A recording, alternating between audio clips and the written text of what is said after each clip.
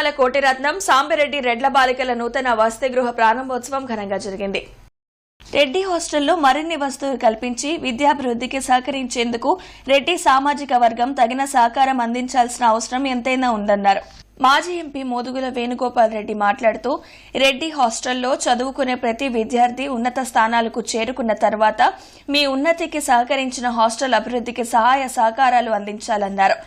2007లో ప్రారంభించినటువంటి హాస్టల్ 2057 వరకు మనందరం కూడా ఇదే స్ఫూర్తితో ముందుకు తీసుకెళ్లాల్సినటువంటి బాధ్యత ఉంది.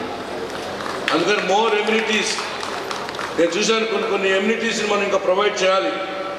నేను యాక్చువల్గా I want to spend a time.